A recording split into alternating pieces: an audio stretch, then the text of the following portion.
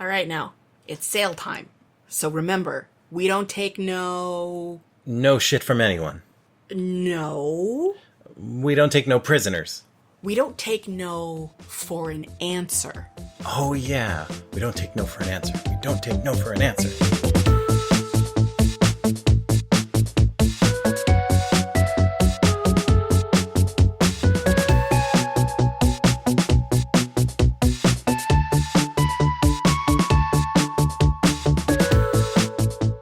Hey, Gila. Hey, Rob. Hey, Gila. Hey, Rob. How are you? I am doing so well. How are you? I am doing very, very nicely. Thank you for asking. I'm so glad to hear that. And do you know why I'm doing very nicely? Why are you doing very nicely? Because this is episode 402 of Modern Technology Watches. Episode 402 of Modern Technology Watches.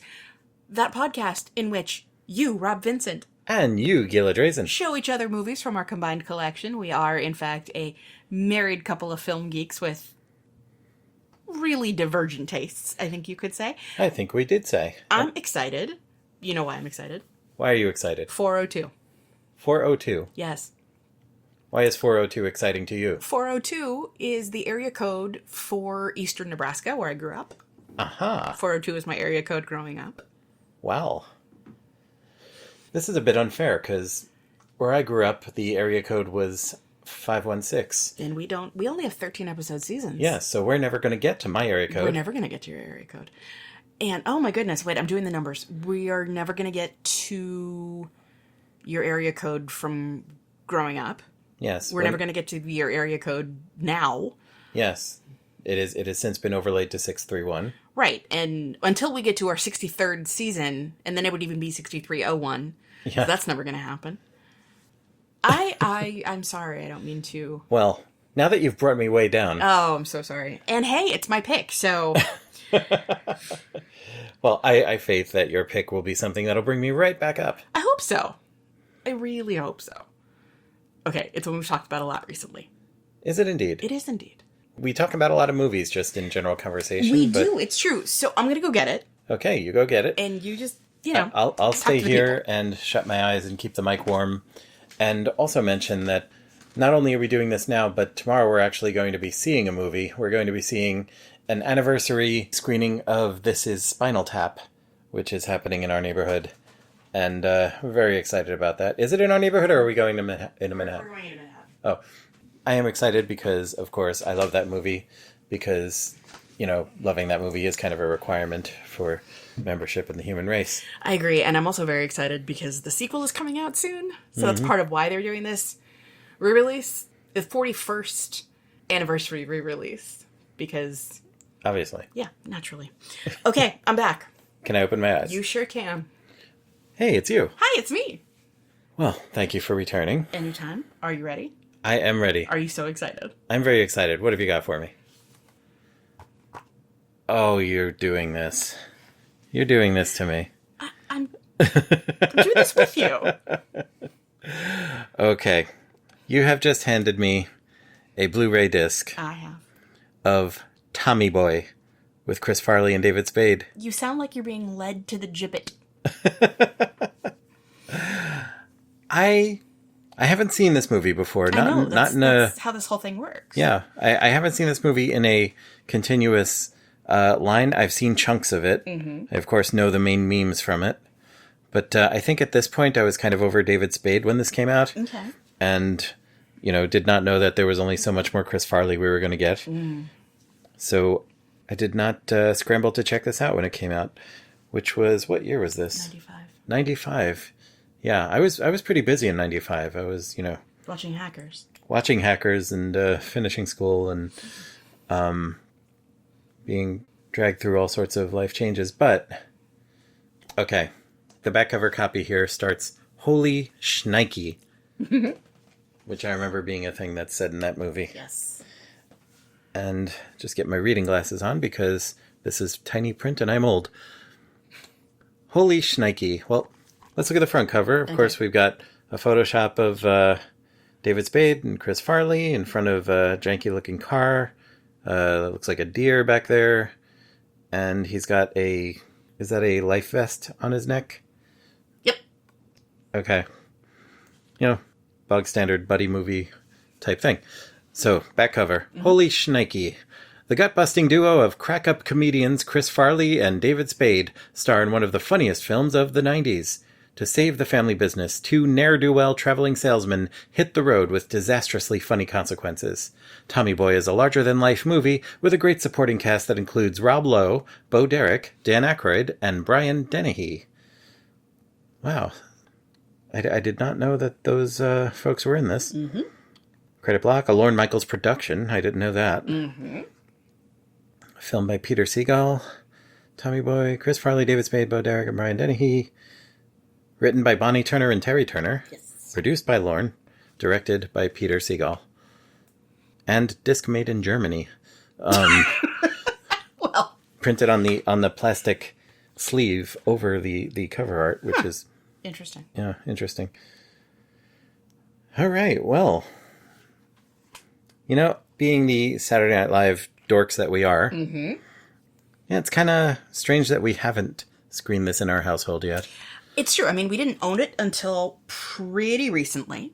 I did not notice that we acquired it. Yeah, no, sometimes you'll sneak something in there, hope I won't notice, and then it comes up in this context. Yes. Two can play at that game, my love. Nicely done, dear. Thank you. My sneaky wife. All right, I trust you. I don't think you will lead me astray. My appreciation of David Spade has increased in recent years, mm-hmm. listening to his podcast, mm-hmm. the podcast he has with Dana Carvey. Mm-hmm. As I said, at this point in history, I was kind of over David Spade. I didn't like the shows he had outside of Saturday Night Live. He was okay in Coneheads as the wormy guy. Yeah. But, yeah. And that's the thing. I think that, and obviously we'll get into this much more after we watch the movie, but mm-hmm. I think David Spade with Saturday Night Live scaffolding is a much more inviting proposition to me mm-hmm. than, like, Rules of Engagement David Spade. Okay. All right. Okay, so this is following up with Noel and I for us. Mm-hmm. So... Are we getting another movie about a couple of annoying scrubs who, it who will is somehow kind of entertain us? A follow-up buddy picture. Okay. All right. Well, I'm excited about this. I'm excited. I haven't watched this in a while, but I'm confident it's one of those things that just sticks in the brain and I won't forget it, because there are definitely things I've been thinking for a really long time. And I'm excited on your behalf, and I'm excited to hear what you're going to have to think about it. So. All right. I think it's time to throw that there in the machine, have our pal Torley play some music for the folks, and watch 1995's Tommy Boy. 1995's Tommy Boy. Well, let's go. Let's do it.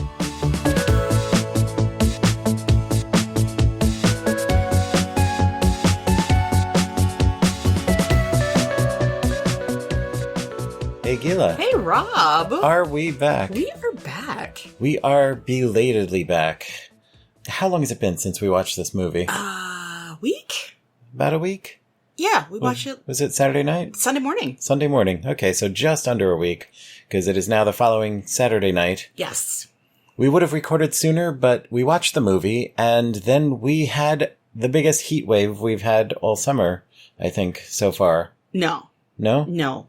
It was hotter 2 weeks ago. It was plenty hot, don't get me wrong, but it was hotter 2 weeks ago. It may have been hotter 2 weeks ago, but I don't think it was hot for the same length of time. That's true. It was hotter for like 2 days, and this last week was all... An entire week of misery. So when it's too hot, we cannot record because we have an air conditioner in this apartment, in this apartment studio. And if we try recording with the air conditioner, it just does not work. There is too much noise on the recording. We have lost an episode to this in the past. We certainly have. Which we will revisit at some point. Yeah, so to get to a space where we could get some sound that you could hear, we had to wait until it cooled down enough where we could stop the air conditioner. We're running a small fan on the other side of the room right now. It's keeping the breeze going a little bit, and I think this should be a soft enough noise where I can clean it up. If you're still hearing the fan, Apologies, but that's just the way it's got to be. Your choices are Hear the Fan, no new episodes until like October. Yeah. Basically are your choices. So yes, I'll do what audio wizardry I can, but we are recording now. We are recording now. We have watched the film Tommy Boy, which, remind me when this came out. 95. 95. What'd you think? I liked it. I liked it a lot more than I thought I was going to. Mm-hmm. I no longer recall what we may have or may not have said in the first segment, but I will say that, I enjoy David Spade now more than I enjoyed him back then. Mm-hmm. I think back then he was never my favorite out of that whole coterie of SNL actors. Yes, and I believe then you said that in the beginning. Mm-hmm. And what I said was he works better with scaffolding. Yes. And specifically SNL scaffolding. Like someone to play off of. Yeah, it's like, all the best comedy teams, you need them both there. You can't have Bud Abbott just wandering around being gruff without a Costello to be gruff at. And simultaneously, you can't have a Costello around unchecked id without an Abbott to bounce off of. Right, you need the Order and the Chaos Muppets to balance one another out. And Spade and Farley were such a good team.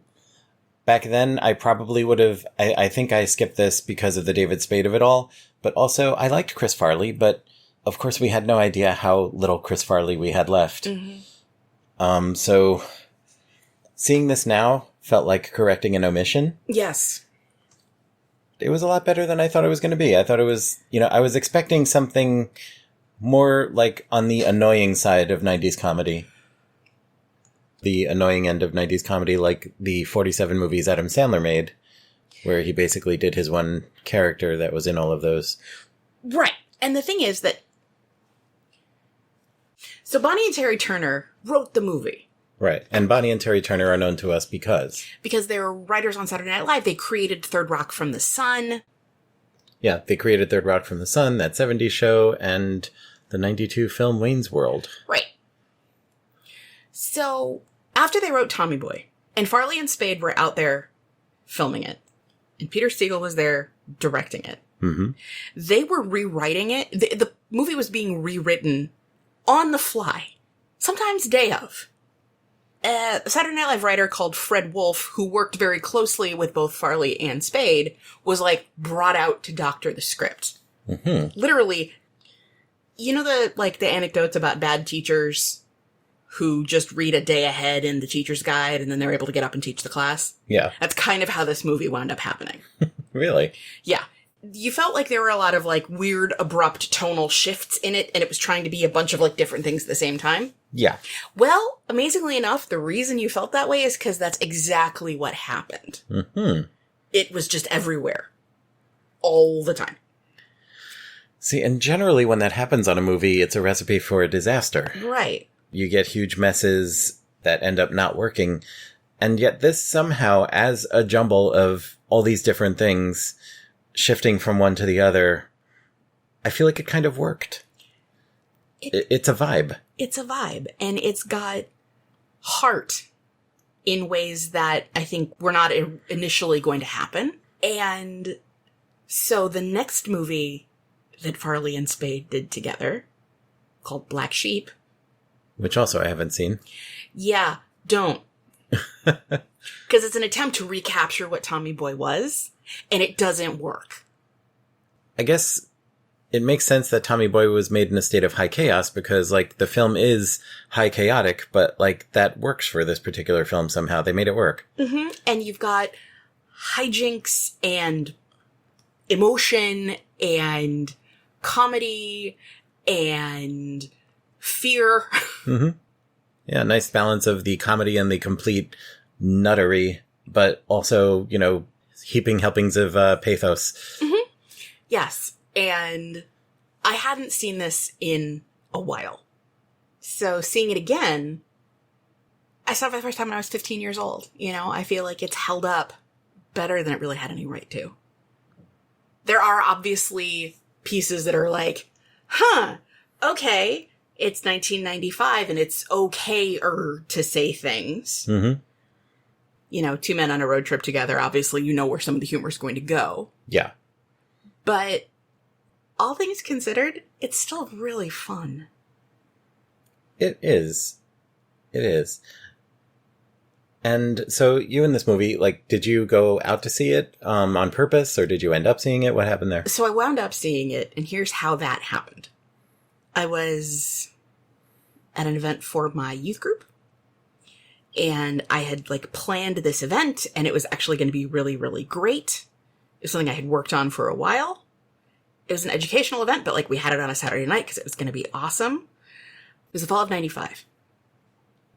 And this is relevant because the program was called We're More Than Friends, and we were going to talk about Jewish views of, well, at the time I just flat out said homosexuality. Mm-hmm.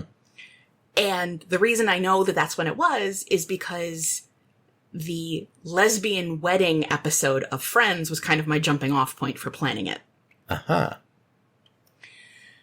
Problem was, it got counter-scheduled with, like, homecoming.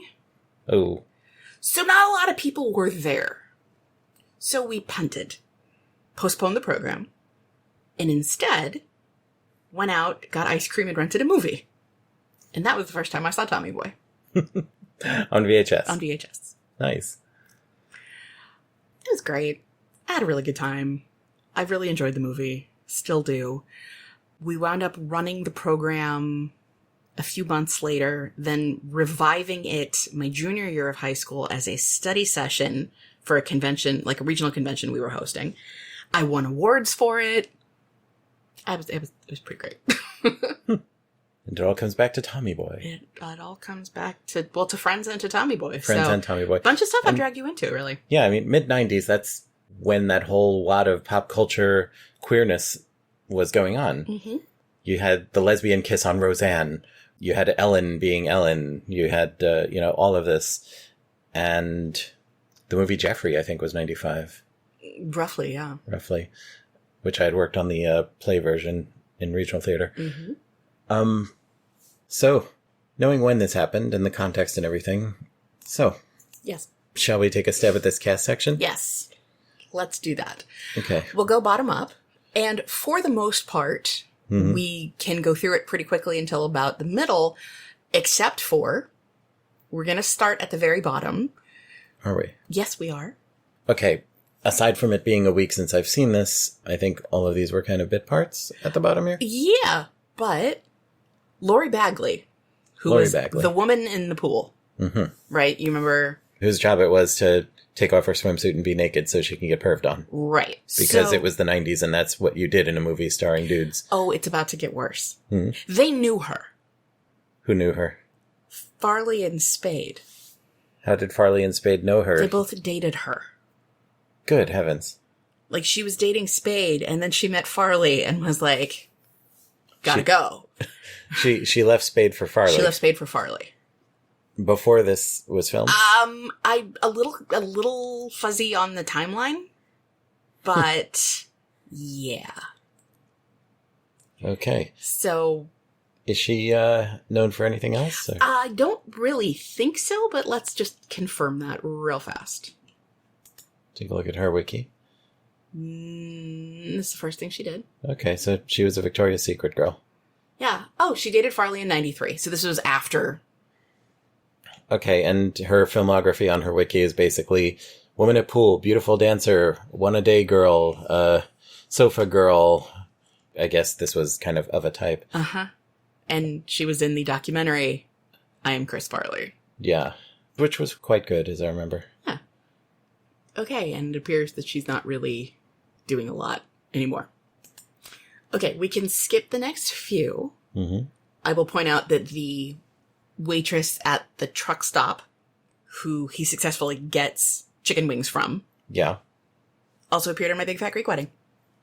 Okay. And I was like, wait a second, I know who that is. Okay, so we're going to skip up a little bit. Mm-hmm. How about Rob Lowe? How about Rob Lowe? Rob Lowe as Paul Barish, Tommy's older stepbrother. Uncredited? Yeah. According to Wiki, he's uncredited. Did they really not credit Rob Lowe in the movie's credits? Very possible. Wow. So the thing is that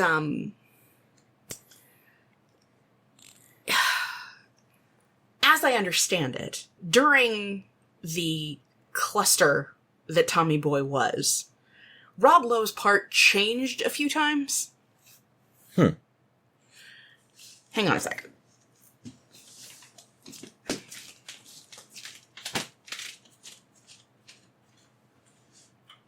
She has stepped away from the podcast. She has, because... I can't do the rest of this by myself. I don't want you to. Somewhere in the world...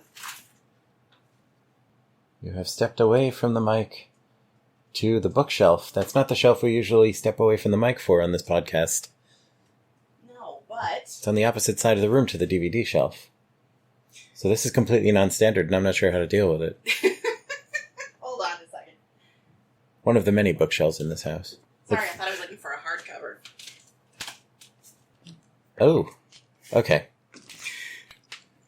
So you have a book in your hands. I certainly do. What book is this? It is called The Chris Farley Show, a biography in 3 acts. Who by? Tom Farley Jr. and Tanner Colby. Oh, and a receipt from Whole Foods. What did we get? I don't think there's any we involved. I don't think I knew you yet. June 7th, 2015. You bought some rolls, some salmon nigiri, teriyaki sauce. Oh yeah, I bought a bottle of teriyaki sauce. Because that brand of teriyaki sauce, really good, mixed with mayo as a dipping sauce. By the end of Chris's 4th year on Saturday Night Live, he was hands down a cast favorite, and Lorne Michaels felt that the young star was ready to carry his own feature. An original story, rather than another SNL franchise picture. Drawing on personal experience, Michaels laid out the central premise of the plot. A father who dies too soon, and a son forced to take on responsibilities for which he is not prepared. SNL writers Bonnie and Terry Turner took on screenwriting duties, and Paramount bought the idea immediately, based largely on the casting of Chris Farley and Rob Lowe as brothers. Whoa. That was a poorly timed sip of water. Yeah, okay. I think I just swallowed the same sip of water twice. So Rob Lowe was going to be his brother. Mm-hmm. Rob Lowe was the stepbrother in the movie that we have. But that finally happened. The fake stepbrother. All right. Spoilers.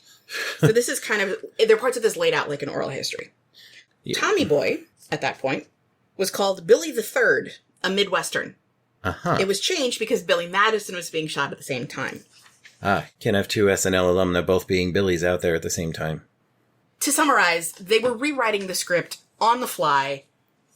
So Fred Wolf, who kept working at Saturday Night Live the whole time, who had at one point shared an office with David Spade, was busy flying back and forth from New York to set to rewrite. So if the movie feels disjointed at any time, that's because it is. So Rob Lowe's part in the movie changed significantly. Mm-hmm. But we need to go back to Rob Lowe. Yeah, because before he had done this, okay, so a few years earlier in Wayne's World, that was 92, he was the jerk-ass in that movie. Correct. Working with Lorne and the Turners. And this was the kind of part Rob Lowe was playing at that point, wasn't it? Well, yeah, because for those who may not remember, Rob Lowe, who had been... A young Hollywood future star. A young Hollywood future star. Well, he wasn't even in the Future Stars of Hollywood thing in 89. He was singing and dancing with Snow White. Yes. And that happened right after he had gotten in big trouble. Yes.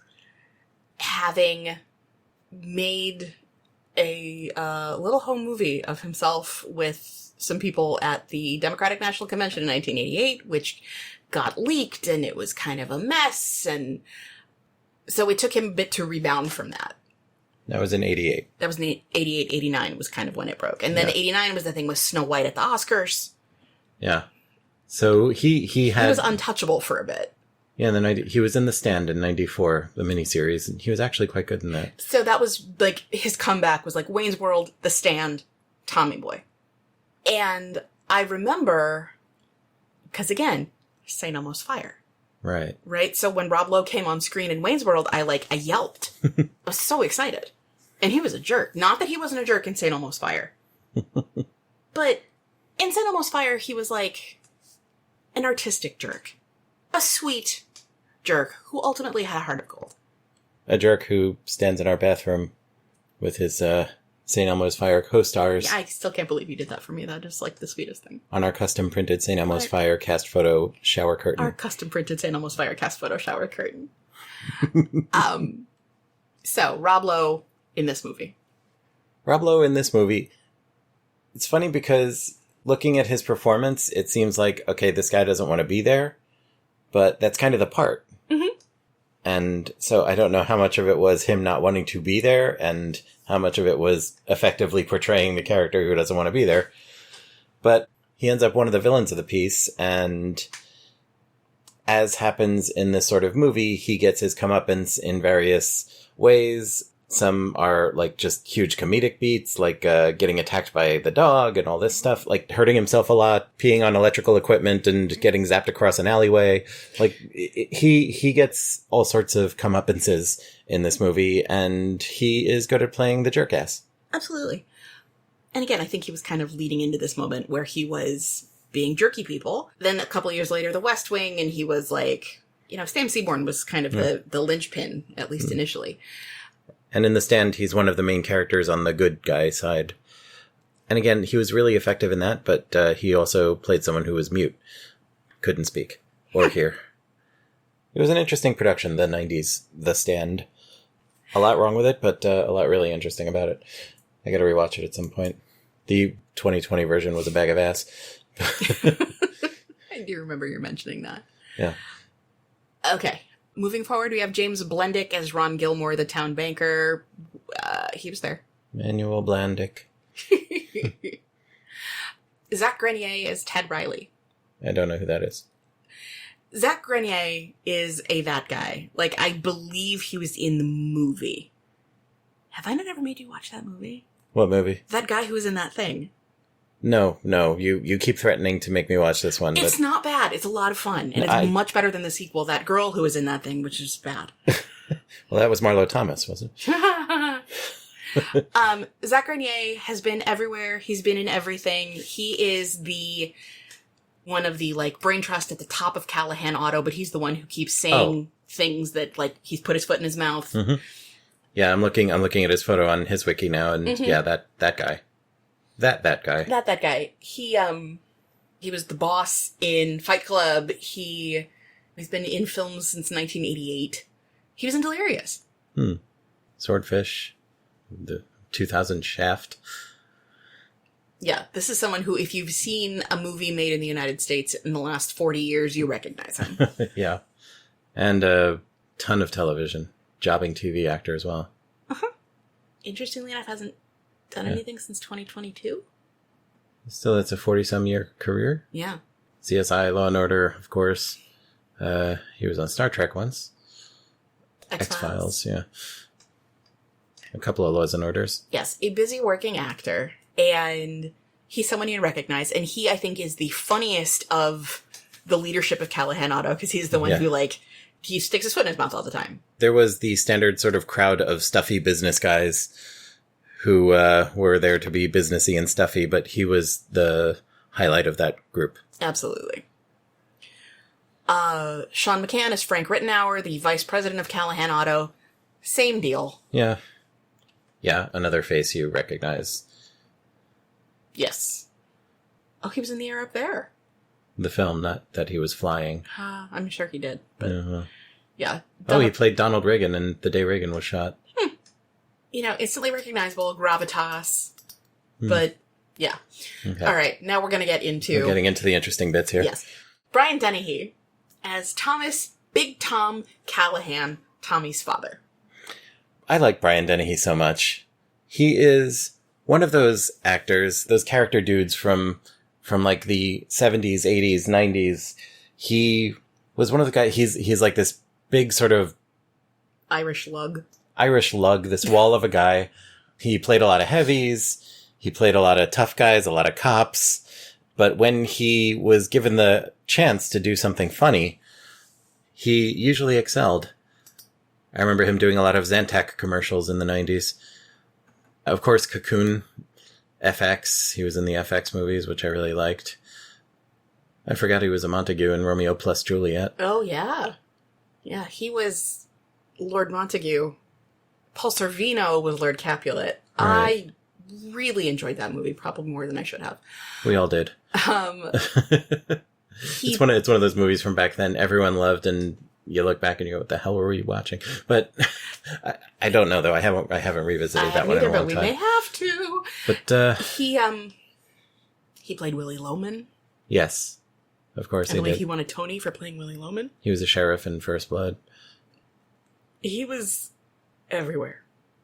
He was, and he was also just one of those reassuring presences in a film. Like, if you saw him in a film, you knew at least something watchable was going to happen.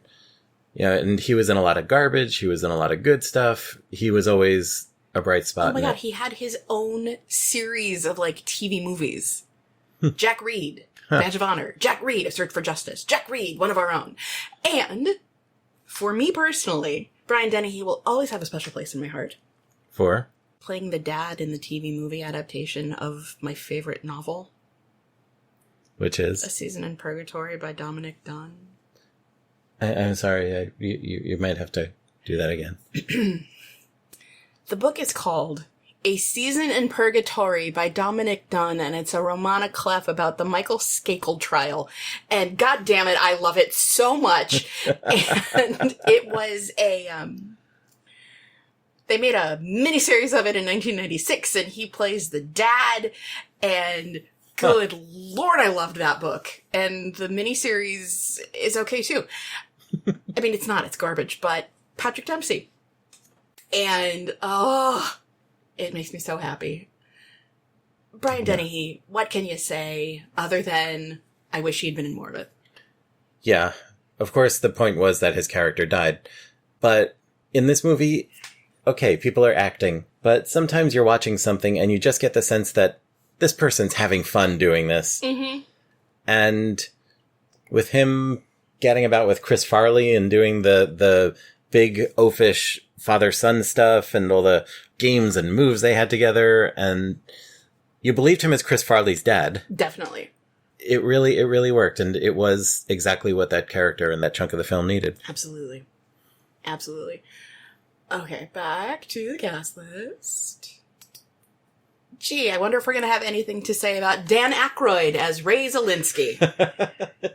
Again, talk about your cuddly, reassuring presences in a film. Even when he was so douchey. Yeah, he played the asshole in this, but, you know, we went back and forth over Dan Aykroyd in our Sneakers episode, because, of course, he had more of a featured role in that. He was one of the protagonists, but we love him so much. We do. And has Chicago adopted him yet? If not, it's missing out. As a Canadian who so many of his biggest roles are associated with the city of Chicago. Chicago. Yes. And just the hair in this and his willingness to just get in there and be dumb and mean. Yeah. The dumb, scheming, mean guy with this incredibly sculpted hair, rivaling Ramus's in Ghostbusters. I mean, don't we all love a bouffant, really? Yeah, but... Was it Pompadour? This thing defies explanation. It really does. But he was so good. He was, of course, you know, working with Lorne Michaels and the SNL coterie. He's Dan Aykroyd. He knows what he's doing there. And he doesn't play a lot of villains. He doesn't play a lot of jerks. But when he does, boy howdy, does he do it well. And, you know, I don't know if it's that we are predisposed toward liking Dan Aykroyd. That we're just like, oh my god, he's so good. Mm-hmm. But also, he's so good. He really is. He really, really is. Okay, what more can be said? If you want to hear us talk more about Dan Aykroyd, please check out our Sneakers episode. 302? The fact that you know that off the top of your head. 302 it is. I just checked. Man, if we had a trivia contest about our own show, you would whip my ass. Oh, honey. We'd be on a team. All right. So, now that we have waxed poetic about Dan Aykroyd, up next is Julie Warner as Michelle Brock, a high school classmate of Tommy's who later becomes his love interest. Yeah, and I liked her a lot in this, and it kept bugging me, like, where do I know her from? Where do I know her from? And because we hadn't recorded this bit yet, I didn't look her up because I wanted to, discover it as we talked about it. Right. But then there is a YouTube channel I follow.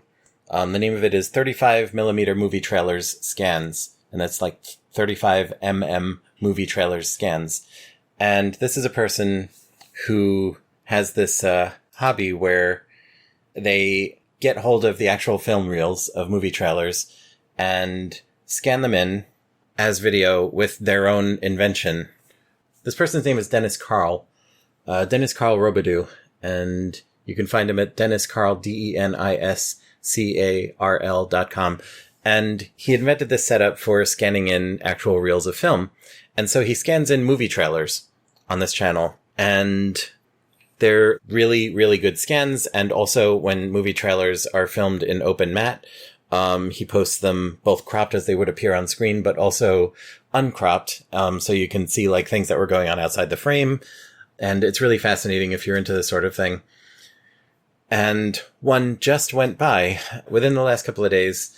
He scanned the trailer to the other movie that I had seen Julie Warner in, the movie Doc Hollywood. Now, I was sitting in a place where I couldn't see your screen, and I heard Michael J. Fox say one thing, and I go, oh, are you watching the trailer for Doc Hollywood?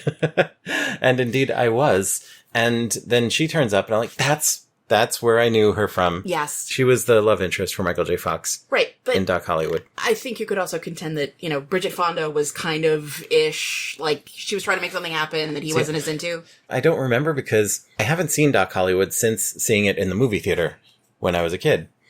I saw it back then. I remember liking it, but I was also a bit young for it. I'm pretty sure my mom covered my eyes when boobs happened. Boobs only happened once. They were Julie Warner's boobs, though. But yeah, I remembered liking her in that, and I remembered that face. Well, we do own Doc Hollywood. We do. Because I like it. Mm-hmm. So I've had it for a long time. We'll have to throw it on at some point. Yes. What else has she done? So we own a few movies she's been in. She was in a movie called Indian Summer, which we own. She was in Mr. Saturday Night. Looking at her filmography, Flatliners. She was Joe's woman in Flatliners. That was a good movie, but I don't particularly remember her in it. She was in Star Trek, 21 Jump Street, a lot of television. Handful of films, but a lot of TV. No, she recurred on Nip Tuck. She was in Herman's Head. I loved Herman's Head. I know you did. That's why I wanted to point that out. And she was in an opening vignette in The Dice Man Cometh. Well. God love her. Where she played girlfriend. I'm sure the part was everything she wanted it to be. Oh, no question. But Julie Warner in this as Michelle. I think she was among the ones who probably suffered the most from the rampant revisionism. In certain ways, I really like the way that their relationship got to develop, because Tommy and Richard would be on the road and he would call her and it was cute. Mm-hmm. And you really kind of got the sense that these were two people who had known each other and appreciated each other and then fell out of touch and then re-met. I liked that element of it. And she was kind of a data dork. She was a cute girl data dork, so I felt represented. Excellent. What do you think? That's an interesting bit of it, because in 1995, your standard Hollywood movie was still not casting a woman as the hacker friend. But she's in there typing away on computers, and in a way that becomes a plot point. And she's quirky because she won't use filing cabinets. Right. And she was a little bit of the quirky girlfriend who's quirky because she quirks, but also not bad, especially for its time in that regard. The relationship she has with Tommy is actually sweet, and you kind of buy it. Yeah, it's that whole... There's just a level of sweetness in this movie that I don't think anyone is expecting going in. And the fact that she managed to pull that out with such a high chaotic production, it speaks to her abilities. Absolutely. Absolutely. All right. Next on the list, Bo Derek as Beverly Burns Barish, Tommy's stepmother. I didn't get that was her name. And of course, Bo Derek is Bo Derek. Bo Derek is Bo Derek. She's introduced coming out of a swimming pool. And wait, go back up for a sec. Oh, another November baby. Yeah. So she's introduced stepping out of the swimming pool, and Chris Farley says, "She's a 10." ha ha ha. Why is that funny? Because Bo Derek was the star of a movie called 10 in 1979, which she made famous and which made her famous, particularly for a scene where she got out of a pool and shaking her white lady vacation braids around and shaking other things around that were wet and glistening. That's 10. That's 10. It was a little Easter egg. She's a 10. But in this movie, she plays the evil stepmother, scammy lady. Yeah, and, you know, I'm gonna be your stepmother, and my son is going to be your brother, and I know we'll get to this, but brothers don't shake hands. Brothers gotta hug. Yeah. I like Bo Derek. I don't know if you could say she's a strong actor per se, but she is a forceful personality on screen in everything she's in. A forceful personality on screen, and in this, I think she did what she needed to do. Yes. She was the wicked stepmother, and she was good at that. Yes. David Spade as Richard Hayden. David Spade. Yeah. Again, I like him so much now. I like him on his podcast that he has with Dana Carvey. Especially at this point in the mid-90s, I was kind of over David Spade. I thought he did the job well in Coneheads, where he played like the wormy guy who was just there for some quick wormy guy gags. But, you know, he was by no means at the center of that movie. And David Spade had his one sort of main shtick. Hollywood Minute, Total Bastard Airlines. Mm-hmm. And you are... Oh, right, that guy. And you are... And I would know you from... Eustatus. You did it to Jesus at one point. Yeah. You could just take a seat. He's really busy today. He was good as those characters in quick sketches. I didn't want to sit in front of a movie of an hour and a half of David Spade at this point. But in this movie, as the foil for Chris Farley, I think it really works. And I think the two of them were a really good team. They absolutely were. So this is also like a really good time to turn to Chris Farley. Chris Farley as Thomas R. Tommy Callahan III, which they later call Tommy Callahan Jr. Right, at the end of the movie. Which irks me every time, but... I guess the father died and he moved up one? Is that how that works? I don't think that's how that works, because, you know, Big Tom had been Junior, which is also interesting because if Big Tom was Junior, then what was Tom? Original recipe. Original recipe. Tom Classic. Tom Prime. But yes, Chris Farley, I loved him on Saturday Night Live, obviously. His sketches, you know, even in a lesser sketch, if he popped up, it was going to be interesting to at least watch him. I don't think he ever had a boring second on Saturday Night Live, even in a shitty sketch. But was this his first big Chris Farley movie? Yeah, I mean, Coneheads already happened. Yeah, he played the boyfriend. It's the boyfriend. This was a good outlet for his thing, and it was well crafted for him. Even, like, watching the storyboards, there's a scene that we'll get into where he's trapped in a bathroom, and you watch that, and it feels so organic, and like, oh my god, this is Chris Farleying all over the place, and it's glorious. But then you watch the storyboard in the special features, and you're like, they planned each beat of this. They were crafting this for his strengths.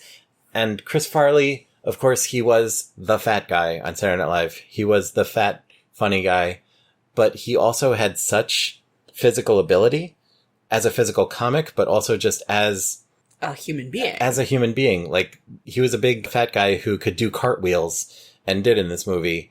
He had the ability to lean into the comedy of it, but also, like, take the bumps of, like, crashing through things.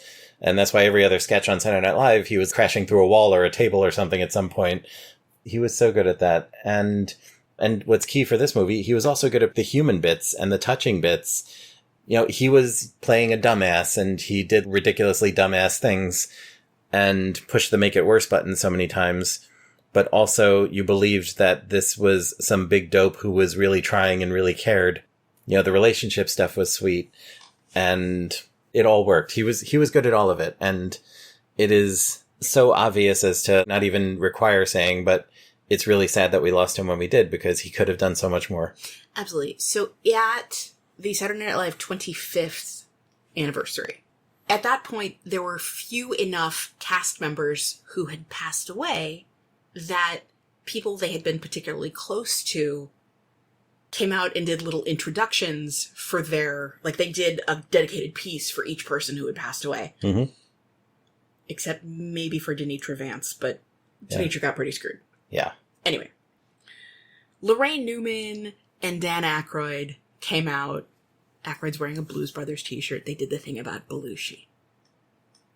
Sherry O'Terry and Molly Shannon, who were on the show at that time, did a thing for Gilda. The entire cast, who started together in 86, came out together to do Phil Hartman. And they all cried. This was a year after Hartman had died. Not even. And you see Jan Hooks is fighting to get through it, and John Lovitz is fighting to get through it. Spade comes out to do Farley, does a little thing. He's like, we were in one good movie together, Tommy Boy, and another one called Black Sheep. He's like, he does this whole thing about how they were trying to do some sort of organic street marketing thing, and, walk around and go, Black Sheep, people would say, bless you. And what? He's like, it never caught on, even among friends.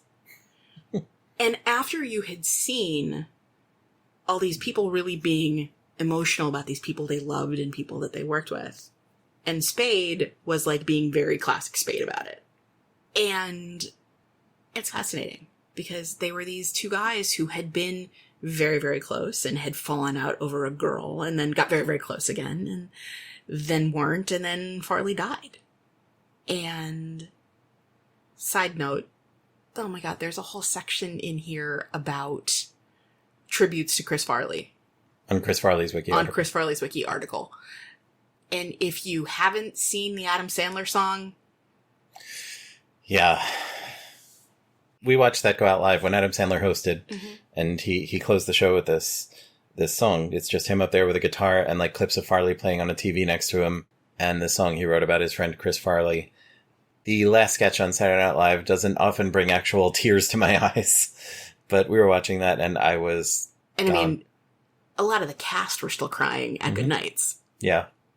As it may have become apparent, it is kind of hard for me to stay surface about a lot of the minutia here because I am such an SNL dork. Nerd. Delightfully so. Dweeb. So yeah, that I'm in the weeds about a lot of this, and I do own and respect that. A lot of the information I have about the making of the movie comes from the Chris Farley Show book, or Live from New York. We have both editions of Live from New York in hardback. We certainly do. Yeah, it's a thing for me. Okay, so that's the cast. That's the cast. That's the cast. Are we ready to do the plot? 1 week later. Yes. Okay. All right. The plot section. The plot section. On the Wikipedia article for Tommy Boy. Which I can already see is missing a couple of the fun bits, but we'll put them in. Sure. Okay. Let's go. After 7 years of college, friendly but dim-witted Tommy Callahan III barely graduates from Marquette University. See, we're pausing already. Okay, 2 things. Number 1, Farley went to Marquette. That's part of what it is. And number 2, yeah, this I got a D+. I got a D+. I passed! And he's running through and plants a kiss on a woman, and he's like, I wish we had known each other. He's been there for 7 years. And it's cute.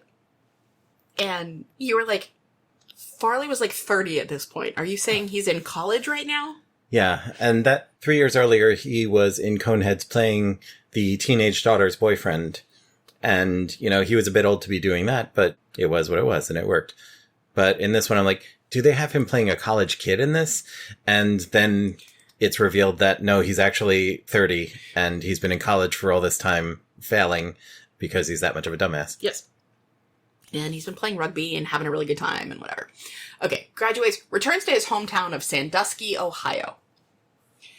As he comes in, he's picked up by Richard, who's basically his father's assistant, driving through, and he's like, oh, this plant closed.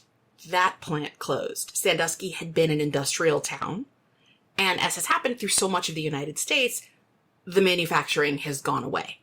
At this point, the only business left in Sandusky that is employing a lot of people is Callahan Auto.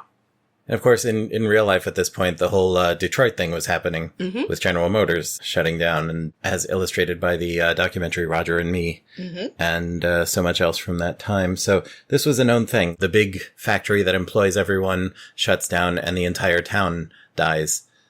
And it's happened in a lot of places, and it's still happening in a lot of places. And you see some cities are pivoting to other concepts, and it's working in some places and not so much in others.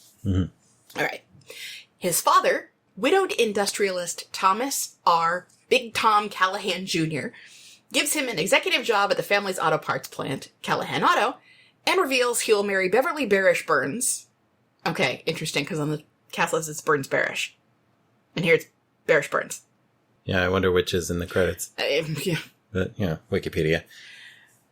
Whom he had met at a fat farm, with her son Paul effectively becoming Tommy's new stepbrother. All right. This is eliding a bunch of stuff. So, right. He had met Beverly. She was one of his trainers. Yes. At the fat farm. The only one he didn't hate. Yes. Her son Paul effectively becoming Tommy's new stepbrother. Rob Lowe, at his gloweriest, shows up. They go out. Yeah, and there is that intro where he sticks out his hand to shake hands with Tommy, and Tommy says, "Brothers don't shake hands. Brothers gotta hug." And it's funny because ostensibly everyone's an adult, but he's basically a big kid. In this way, I think this is also part of why they changed the character's name. Because there's a lot of Billy Madison and Tommy Boy. The two characters have a lot of similarities, I think.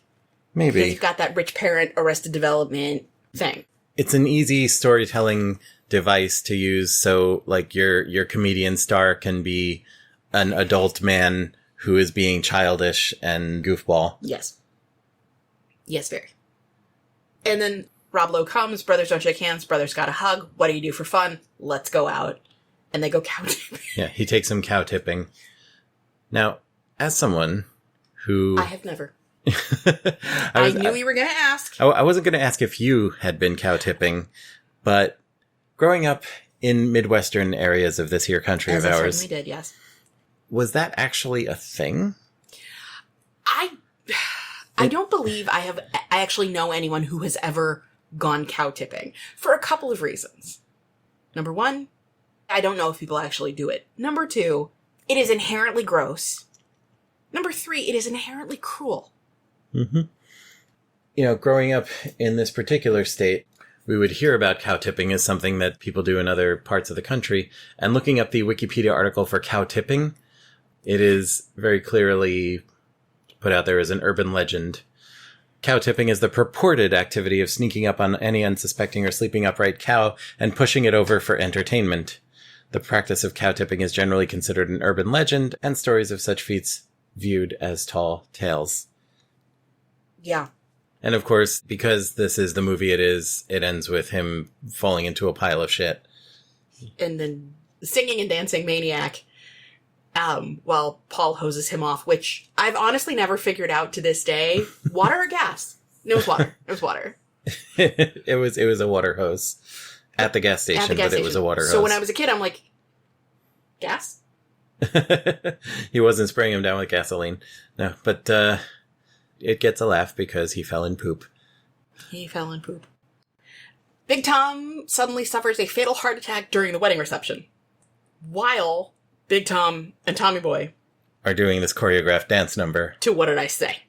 Yes. There's jumping. There's hopping. Chris Farley does a cartwheel. You hit the haze in the hose. Yeah, they're working the audience. They very obviously, like, this is a father-son thing they have done. A party piece they've been working on for, like, Tommy's occasions. entire life. Yeah. Oh, and before this, there were a couple of scenes of Tommy being Tommy at the factory. Yes. Right? He's got this office. He goes out on the line with Big Tom and the Yes Men and the guy from the bank. And the factory workers, they know Tommy. They're like, hey, how you doing? They're all friendly with him. someone grinding out burrs on oil filters on a grinding machine is there, and they chat for a bit, and Tommy's like, "Can I try one?" And of course sends the thing flying through a skylight. Fwing. So this filter gets out of his hand and bounces out around the factory and goes crashing out through a window. Mm-hmm. A few days ago. And this was a few days after we watched the film. Correct. But I didn't make the association until right now. I was at Rob's office, and I was staying a little late at my office, getting some work done, and Gila came by and was helping me. So we were assembling a book. Now, if you've ever seen books that are comb-bound, they have a series of holes punched up one side, and they are bound with a plastic comb. And at my day job, there are a couple of these that came into play that I had to put together. And Gila wanted to help. Yeah, Gila wanted to help. She wanted a go on the machine. And it is this one machine that punches the holes if you pull the lever one way, and it stretches out the comb if you push the lever the other way, so you can put the hole punched pages onto it. So I got the comb in the appropriate place and then moved the lever to a point where, like, it stretches the combs open so that you could, like, put the pages in. What I was not prepared for was that I overstretched the comb and it lost I overstretched the comb and the machine lost its grip on it, and it flipped out of the machine, sort of over the counter it was holding, and just flew through the air with the greatest of ease. And landed on the ground a few feet away. Yes. And I, as you might have intuited from this point, dear listeners, was hysterical. I was absolutely hysterical. I could not stop laughing. And since it had just been a few days since we watched this movie, my mind immediately went back to the scene. I didn't even think about that. I was just like, oh my god, that was hilarious. So, yes, I love you so much, and I appreciate all the help that you gave me at work that afternoon. And actually, I was having kind of a tense day, and that helped break it up nicely, so thank you. I love you very much. I'm always happy to help, and just went fling! And the fact that it landed on the floor and not, in anything. Yes.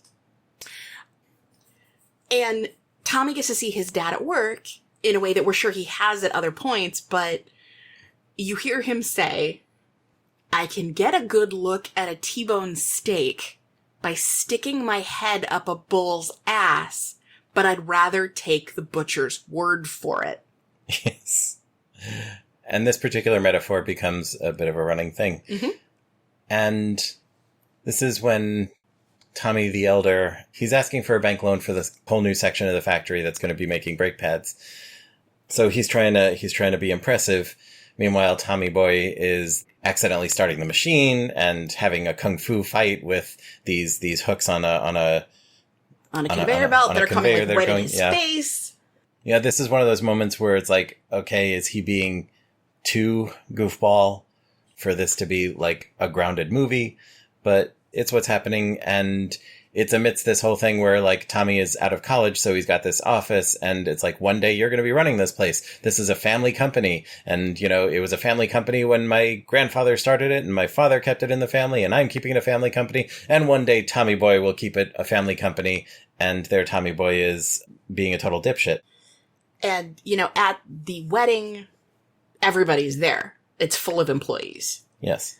So the shot of Brian Dennehy dancing, and then he falls, mm-hmm. and you see everyone bending over him. And then as you see them standing back up, everybody's now dressed in black, and it's at his funeral. Yes. I always thought that was a very effective filmmaking moment. A good cut, good transition. Way to go, Peter Siegel. But also at the factory, which this also doesn't mention, when Tommy Boy gets his new office and he's wowed by how many beers he could keep in the little fridge and stuff. And that's when he encounters David Spade, who is there, and he's like, "Oh, it's great that you've got this office with windows and you've been here all of 5 minutes. 5 minutes." And he's very obviously bitter, but he's the right-hand man to Tommy's father. Yeah. Lots of people go to college for 7 years. Yes, they're called doctors. After the funeral, doubting the company will survive without Big Tom, the bank reneges on promises of a loan for a new brake pad division, requiring that the company's debts be resolved immediately. Tommy suggests that he will let the bank hold his few inherited shares and house in exchange for the bank giving time to sell 500,000 brake pads to prove the new division's viability. If he succeeds, the bank will underwrite the venture. Tommy then sets out on a cross-country sales trip with Big Tom's sardonic and sycophantic assistant Richard Hayden, a childhood acquaintance who is particularly antagonistic toward Tommy. So this sets the plot in motion. Yes. Yeah, I mean, that does kind of lay it all out. So Tommy's like, I have to try. This is where Tommy Boy starts being a more realized character and not just like the guy doing dumbass stuff in the background, but you see him like actually having to deal with this responsibility and putting everything on the line because he really wants it to succeed. It's important to him. He's not just like slacking off anymore. Right. There's always like a carnival for the family and families, all the employees and their families. People, you got their kids, they got their grandkids. Meanwhile, sales manager Michelle Brock, a high school classmate and love interest of Tommy's, notices Beverly and Paul kissing romantically. And this next sentence should not go there yet. It doesn't live there. But yeah, she notices them acting strangely at the carnival. Yeah. And we've skipped over her and Tommy like re-encountering each other and becoming reacquainted. She's in charge of sales and she's got this whole system she's worked out. There's just stacks of paper everywhere. Stacks of paper everywhere because she doesn't use filing cabinets. They don't work for her, but her system works great. And the pneumatic tube. Yes, pneumatic tube like at an old-timey bank. How old-timey? They had those when I was a kid in the car banking. Yeah, drive-through bank stuff, but like having them in a building to get stuff from one part of the building to another. Oh, that's old-fangled. That's totally old-timey. Like the studio where we used to do Off the Hook on Wall Street was in a big office building on Wall Street. Mm-hmm. Off the Hook being the radio show that we both work on. The Wall Street studio was a thing of the past by the time you came along, but the building is 120 Wall Street, right on the corner of Wall Street and South Street. And walking around the halls of that building, there are the tracks in the walls, or at least there were. Maybe they've refurbished it finally by now. It's been ages since I was ever there. But they had the pneumatic tubes. Of course, when Wall Street back in the day was moving all this money around by sending bits of paper around the building, those were necessary. And it was so cool to just see them on the way to like the bathroom at the radio station, walking past these pneumatic tubes. Yeah, Michelle's got the pneumatic tube sender in her office so she can send things out to like the production floor. This Wikipedia article skips way ahead with what's happening here because she sees them kissing.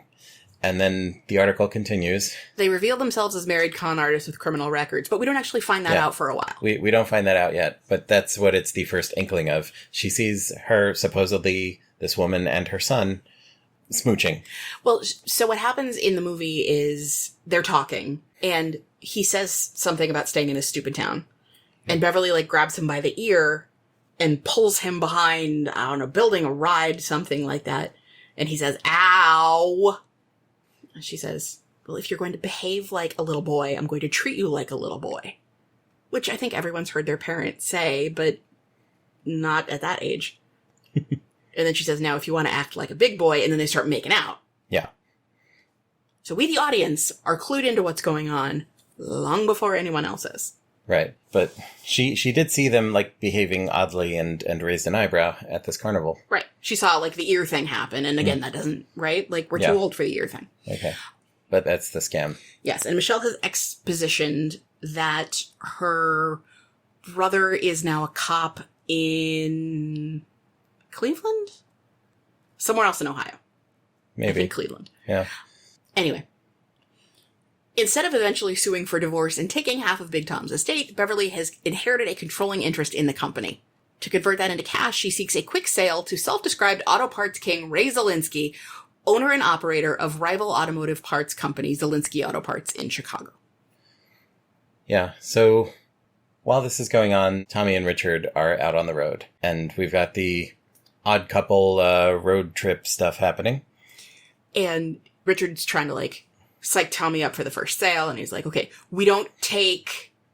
Yeah. Tommy's, like, answering more and more ridiculous things. Mm-hmm. We take no shit from anybody. No. We don't take no... I don't even remember what the next thing is. And Richard's like, we don't take no for an answer. And while that would have been a great time to bring in the song from the Upstate Manhattan, they opted not to do that. Yeah. But you see Tommy, like, genuinely struggling but trying to get all this sales stuff down. But also they're grading against each other.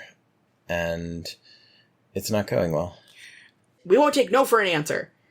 And then you see this brief montage of all these managers going, no, and Tommy's like, thanks for your time. Okay. Yeah. So there's one where, like, Richard's like, I could do this. And Tommy's like, okay, you think it's so easy? You do it. It doesn't go well. And then Tommy sets a model car on fire. Yes.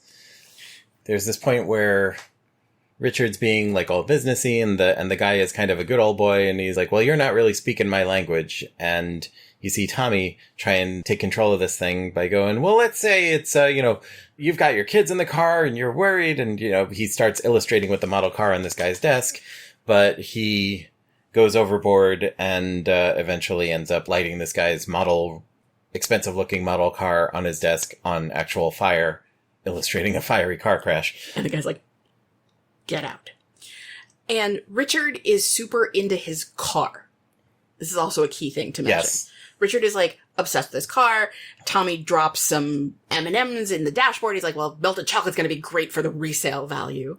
Mm-hmm. He doesn't ever want him to eat in the car. He wants his car to be in good shape. Mm-hmm. Then they're at a gas station where Richard is inside in full David Spade mode trying to get directions from the gas station dude. Who's like, you need a new map. And he's like, okay, well, we're here. And you say this place is 20 miles away, but I don't see it on the map. And he's like, right. Because we're in Illinois, and the town you're looking for is in Iowa. You need a new map. And while this is going on, it's cutting back and forth between Tommy Boy in the car, and he was supposed to just put some gas in. And you see him try to do that, but he ends up bending the door backwards on a post because he tried to pull the car closer to the gas. And he's panicking and, like, going into full flaily mode outside, right outside the window when you see David Spade back in the gas station. Then he gets back in the car. He somehow drives it back into position and, like, bends the door back into place with a lot of flailing and just goes back in the car as David Spade comes back and he's like, you didn't put any gas in? He's like, oh, they're out. They're out of gas. And so David Spade gets in and pulls the door shut, and the door falls off. Well, he pulls the door open. He tries to, like, get in the car, and the car door comes off in David Spade's hand. Right. Which, like, not a big guy. Yeah. To which Tommy goes, what did you do? And so the door's off this car, and that is the first stage of this car's damage journey. Destruction, yeah. Yes. So, let's see. There's a point where the hood of the car goes flying because Tommy had been putting more oil in the car. And he left the can in. So the hood wouldn't latch. So they're, like, on the highway. Mm-hmm. They can't see. They're doing donuts. And I've been in a car where that happened. It's scary. I'm sure. Where the hood flew up because it wasn't closed right. And then they hit a deer. Yes. So they're like, what do we do with it? So, rule of funny, they put the deer in the back seat of the car to, like, find a place to take it, I guess. Yeah, they're like, do we take it to a vet? What? And they're just, we got to do something. We can't just leave it out here. Well, then it turns out that the deer is not quite as dead as they thought it was. So while they're driving, this deer regains consciousness and starts panicking in the back seat and stands up, antlers through the fabric hood of the car. And they panic, they stop the car, they get out, and they watch this car get destroyed from the inside as this deer's kicking around trying to get out. So Richard's car, not good. And the cover art on this DVD is more understandable once you've seen this scene. Yes, because they had, had to improvise a door. Yeah, the car has like a piece of a fence for a door now, missing and smashed windows and stuff, and no hood now. Hijinks ensue. Hijinks do indeed ensue. On the road, Tommy's social anxiety and hyperactivity alienate several potential buyers. The lack of any progress leads to tension between Tommy and Richard, culminating in the near destruction of Richard's car and a fist fight.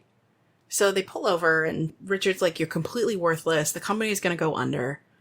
And Tommy's like, okay, hit me. So Richard does, and he's like, oh, come on, that's nothing. So he's like trying to, and, Richard's hitting him. And then finally he picks up a piece of wood from the side of the road and just smacks him across the face with it. Yes. That's going to leave a mark. So they're in this restaurant, and Tommy's like, did this leave a mark on my face?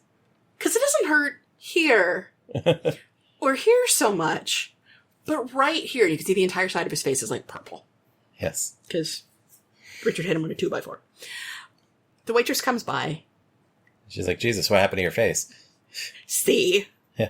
And Tommy's like, I really want chicken wings. She's like, the kitchen's closed. He's like, yeah, but it would really be good.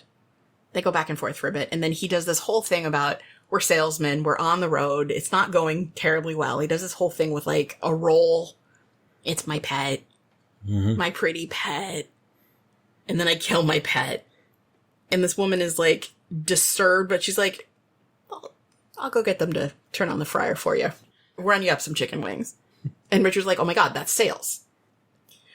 And that's, like, the turning point. However, after witnessing Tommy persuade a surly waitress to serve him at a restaurant after the kitchen is closed, Richard suggests he use his skill at reading people to make sales. The two reconcile and quickly reach their sales goal. Yeah, it starts working because he starts talking to these auto parts dealers like a pal and being very amiable, and it's not like corporate salesy, it's like buddy, and it works. It works, and he stops trying to do the cow thing. Yes, he keeps misquoting the metaphor, and he's like, well, I could stick my head up a butcher's ass, but... like, it doesn't work at all. Yeah. It's hilarious. And so it's going really well. It's going too well. Yes. So Paul sabotages the company's computers, causing sales posted by Michelle to be either lost or rerouted. He's going in, he's changing numbers, and... after Tommy and Richard have come back triumphant, but then it turns out there's some sort of disaster in sales and all the numbers got mixed up. He's like, oh, they ordered 1,000. Well, now they ordered 100. He's sending things to other places. Yeah. And Michelle comes into her office, sees Paul there, and he's like, oh, he goes and he sits down on the one empty area, which happens to be right in front of the pneumatic tube. Yes. And because Rob Lowe, the pneumatic tube, sucks his shirt right up it, and he's like, gotta go. See you later. Bare-chested Rob Lowe moment. Yep. With half of the sales now canceled, the bank, now backed by Beverly and Paul, decides to sell Callahan Auto to Zielinski. And I don't think it's the bank so much as the board. Yeah. But Zielinski, while they were on the road, Tommy and Richard see Zielinski's commercials. In the commercials, it's Dan Aykroyd in full, like, amiable, like, I do this because I care, and I make car parts for the American working man. Yeah. Because that's who I am, and that's who I care about. Yeah, he's great with the accent and everything. Yeah. And Tommy is, like, taken in by it. He's like, he seems like such a nice guy. And Richard's like, that's the one who wants to kill the company. So, yeah, Chekhov's Dan Aykroyd pops back up. Hoping to persuade Zielinski to reconsider, Tommy and Richard board a plane to Chicago posing as flight attendants. This whole set piece. So, you've got... hijinks. So many hijinks. First of all, to get on the plane, Richard's trying to buy tickets to Chicago. The woman at the ticket counter doesn't get it. I can get you tickets coming back from Chicago. Would that help? I don't have till tomorrow afternoon at 4. That's too late. I could put you in at Salt Lake City. And again, we're in Ohio, going to Illinois.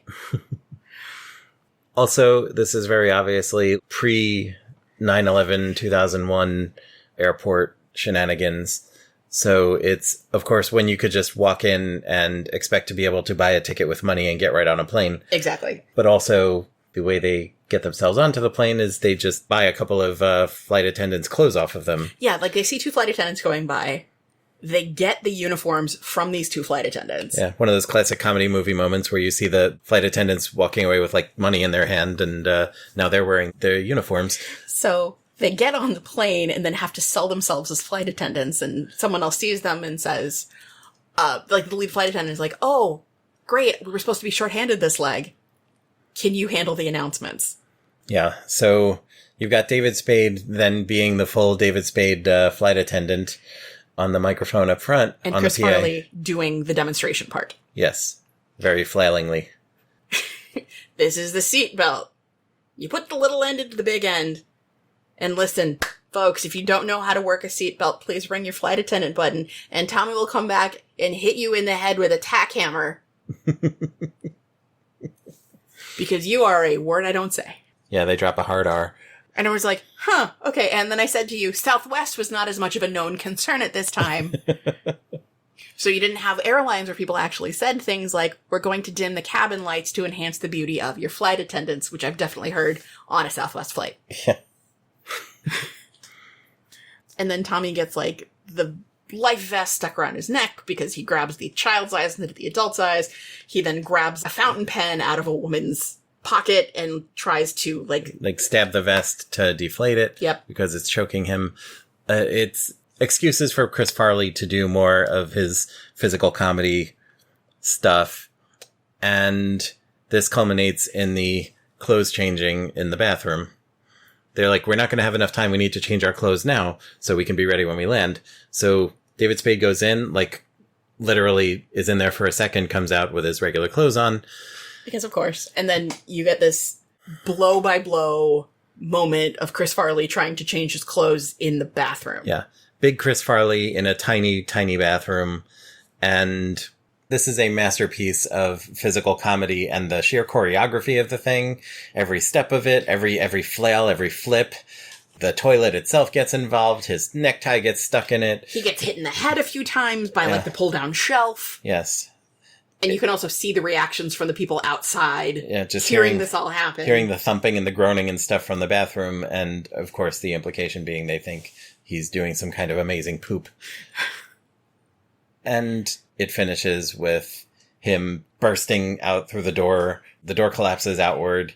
He's now on the floor in like his boxers in front of the whole cabin full of people. Who still think he's one of their flight attendants. Yeah. It's funny. You can't get across a really good physical comedy routine by telling you about it. It must be seen. But I think it's also kind of the apex of the film. Yeah. In Chicago, they briefly meet with Zelensky, but he tells them he desires the reputation connected with the Callahan brand, planning to shutter the company and lay off its workers, which in turn would financially ruin the town. Now, this is a moment that we actually have to go back to earlier.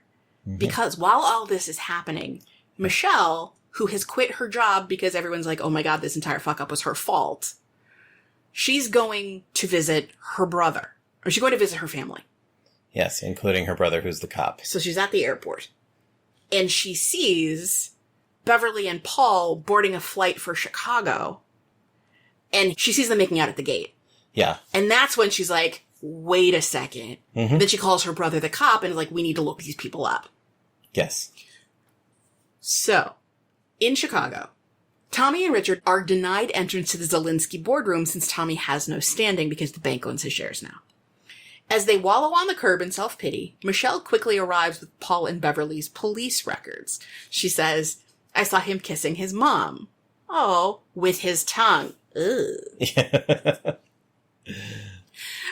So, like, they have completely other identities, and also she's still married. Right. To him. So by this point... They are a married couple. They are a married couple. So by this point, Tommy, whenever he says to Richard, I have a plan... Like, this is a thing that has happened after a while, and they always work out. So... Because this movie is half cartoon. Yes. Not actually animated, but it is spiritually a cartoon. Yes. So we missed the part where they walk into the building the first time to try to find where Zelensky is. I'll take the elevators, and there's like a bank branch in the lobby. Mm-hmm. Yeah, so Tommy Boy decides to go over to the bank branch and see if Zelensky went there. He's looking around. He doesn't see him. So he says in this crowded bank floor, "Excuse me, I just need a second of your time." And everyone screams. Yeah. They hit the deck. The cops, or security guards, I guess, throw their guns at him. And he's like, "Oh, no." He runs out, finds Richard. They like go up the elevators. And then this kid's like, "Hey, you're the guy who robbed the bank." "I didn't rob any bank." "Oh, like it was some other really fat guy with a tiny head." And Farley's like, "I have a tiny head?" And that's when they go up and find Zelensky. Mm-hmm. And he's like, "I just want the name. And I can put the name on my boxes. And, well, this is where I leave you, boys." And then Tommy sees Beverly and Paul. He's like, "Wait, why is my family in there?" So they've been kicked out. They're sitting on the curb. They're sad. Michelle turns up. She's like, actually... Yeah, actually, they're a married couple of scam artists. The situation is not as dire as it seems. Yes. Tommy devises a plan. Dresses a suicide bomber by using road flares. He attracts the attention of a live television news crew and, along with Michelle and Richard, forces his way back into the boardroom.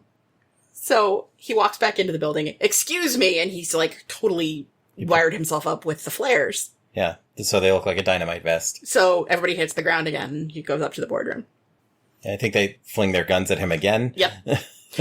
And the But you saw them on the news before this, talking about the bank robbery with this news crew, and the security guards are like, "Yeah, he was hitting us from the back of from behind. I had no choice but to surrender my gun. I have a family." Yeah. They get the news crew to come upstairs with them. Forces his way back into the boardroom. Back in Sandusky, Callahan workers watch the drama on television. And actually, it's very cute because you see this happening on television in all the places they've been. Yeah. One of the restaurant, like the restaurant where they got the chicken wings, and they're like, "Do you want to watch this or American Gladiators?" And Rick goes, "Gladiators." Yeah. You see a couple of the dealers. Hey, I buy brake pads from him. Yeah. In a final move of pure persuasion, Tommy quotes Zelensky's own advertising slogan, claiming he stands for the American working man. As the television audience watches, Zelensky signs Tommy's purchase order for 500,000 brake pads. And then you cut back to Callahan, where one of his old friends is like, "Tommy just sold 500,000 brake pads." Tommy just sold 500,000 brake pads. Everybody's jumping up and down. Although Zelensky nullifies the purchase order, as he will soon own Callahan Auto, because he's like, "It's not going to matter because I'm going to own the company in a minute anyway." Mm-hmm. And then Michelle's like, actually, I don't think you will. Tommy shares. Right. And then Michelle's got the police records. Turns out they're still married. Paul has a bunch of outstanding warrants for fraud. Yes. Phone fraud. Bank fraud. And coming soon to Ohio, computer fraud. Yes, the big important plot point being that Bev is still married to Paul, so she doesn't inherit anything from Tommy Jr. Right. Since Beverly is still married to Paul, her marriage to Big Tom was bigamous and therefore never legal. Thus, all of Big Tom's controlling shares actually belong to Tommy, the rightful heir. Since Tommy refuses to sell the shares, the deal with Zelensky is off, and since Tommy still holds Zelensky's purchase order, the company is saved. Paul attempts to flee, but accidentally triggers a crash test mechanism that subdues him, and he is subsequently arrested. Yeah, you want to describe the crash test mechanism that subdues him? He accidentally turns on the car in the crash test area. That gets turned off, but he goes flying into some other impact testing area. Where they're testing the car seats. Yes. And he's sitting in the seat. And a sandbag drops on his crotch. Because this wouldn't be a 90s, young adult comedy without somebody getting hit in the balls really hard. So the cops are dragging him away, and you hear Zelensky say, "Find out where he's going. Send over a bottle of bubbly with a note that says, 'Tough break. Ice down your marbles on me.'" And then Zelensky admits defeat, honoring the sales order, and invites Beverly to dinner. Mm-hmm. Okay. We did skip over something very important, though. Yes. The boat. The boat, yes. The boat. When he's starting to get his relationship going with Michelle, they're out on a lake on the sailboat. And, of course, because he's fat and that's hilarious, his end of the boat is pointed way down while her end of the boat is pointed way up. And there's no wind out. And there are these 3 boys standing on the shore making fun of him. And he's yelling back at them, and it's very funny. And then Michelle jumps up and says, "Listen, you little mutants. I know where you live, and I've seen where you sleep. And as God is my witness, they'll never find your bodies after whatever it is." Yeah. And they scream and run away. But here's something you probably don't know. Mm-hmm. One of the little boys Yes. is someone we've already met on Modern Technology Watches. Oh? Yes. The actor is named Dove Tiefenbach. And he was in episode 211, Cheaters. Okay. Played Erwin Flickus in Cheaters. Which one was Erwin Flickus? Erwin Flickus was the one who wasn't allowed to compete at state, so he wrote the essay. Oh, yes. Okay. The one who turned them in, basically. Mm-hmm. The snitch. The snitch. So he kept playing a little shit. He has never not played a little shit, basically. Even when he grew up, he never didn't play a little shit. Back in Sandusky, Tommy gives a speech at the plant saying he will take his presidency of Callahan Auto seriously to keep the workers steadily employed. Sailing in his dinghy on a lake, Tommy tells his father Spirit he will continue his legacy at Callahan and says he must go ashore to have dinner with Michelle and her family, having ignited a relationship with her. He's like, "Dad, I could really use some wind out here. I'm kind of stuck." And then the boom flies around and hits him. He's like, "Well, that's going to leave a mark." And that's the end of the movie. It was cute. It was cute. It was goofy and stupid, but fun stupid. And after 30 years, it's held up pretty well. Mostly. You know what this didn't cover, though? Hmm? Fat guy in a little coat. Fat guy in a little coat, yeah. So they're in a shitty motel room somewhere, and Richard is pissed off, and Tommy is trying to basically make him laugh. And he puts on Richard's coat. Singing, "Fat guy in a little coat. Fat guy in a little coat." And Richard's getting upset, and he's like, "Richard, what happens?" And he reaches out, and the coat splits up the back. Yeah, Richard, he starts being slightly amused, Mm-hmm. and then, of course, the coat splits up the back, and he's now got his coat ruined. One of the outtakes, he's doing it, and the coat doesn't split. Yeah. Yes. We have a problem here. When we were children, Mm-hmm. after this movie had come out, Uh-huh. my brother and I were walking home from the synagogue.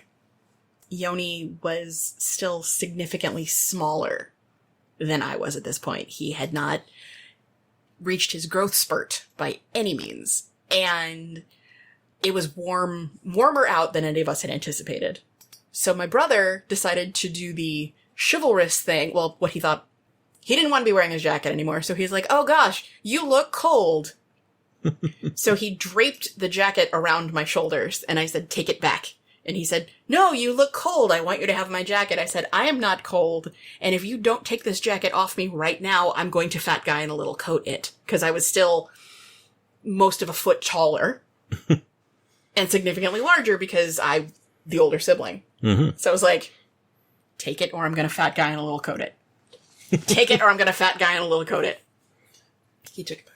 Yeah, I remember in the 90s, there was a little bit of a scene online trading back and forth wave files from movies and TV and stuff.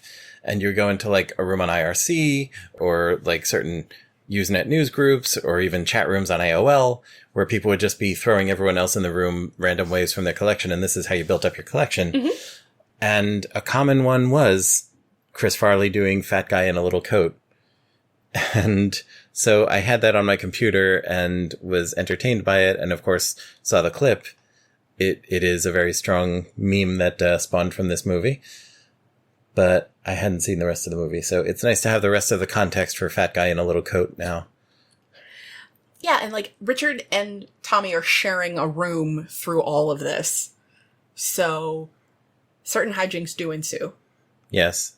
And because this is a bro comedy from the 90s, there is the gag about one of them masturbating and the other one catching him. And there are the requisite shots of Chris Farley in underwear too small for him that's printed like underoos.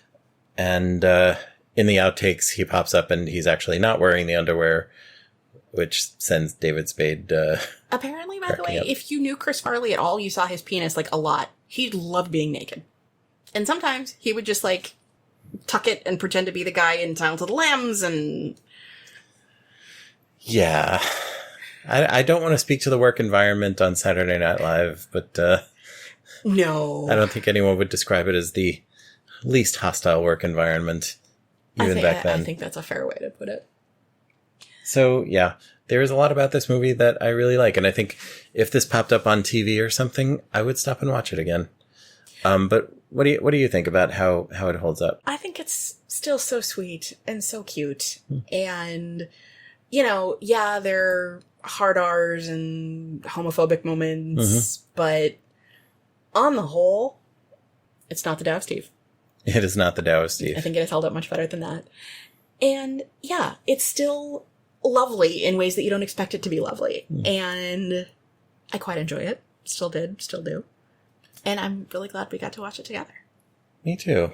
There is a whole genre of, like, road movies with mismatched people doing weird buddy comedy stuff. I mean, obviously, I think there's a lot of DNA in this from Planes, Trains, and Automobiles, which was another, like, funny fat guy and funny skinny guy stuck traveling together and they hate each other.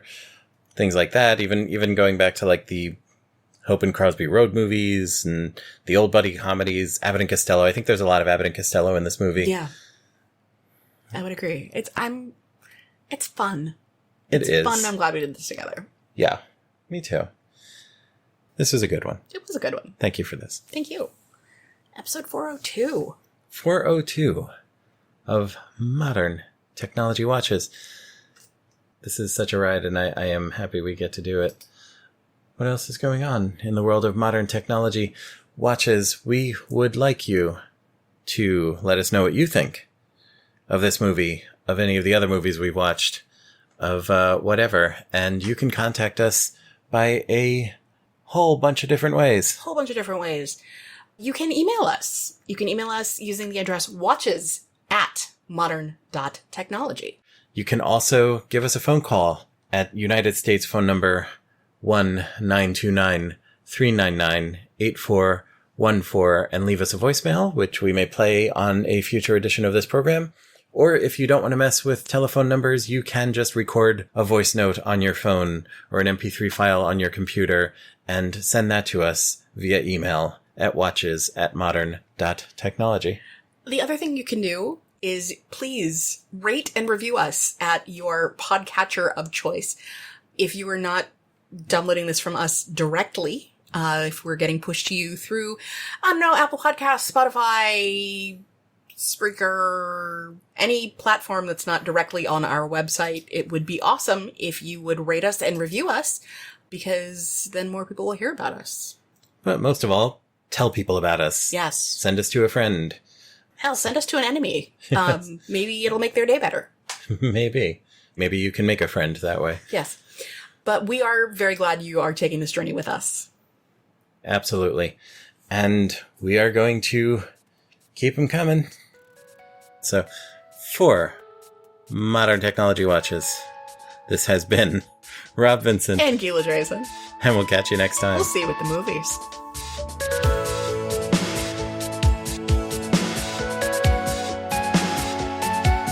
You've been listening to episode 402 of Modern Technology Watches with Gila Drazen and Rob Vincent. Go to modern.technology on the web for more info on this show, our other work, and our social media factory. Our music is The Promise by Torley Wong, released Creative Commons Attribution Share Alike 3.0.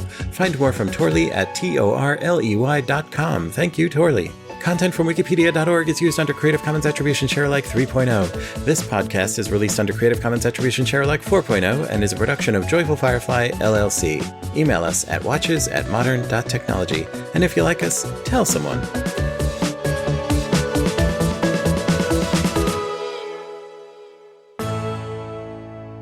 In this movie, she was in easy for you to say. She was in Herman's head.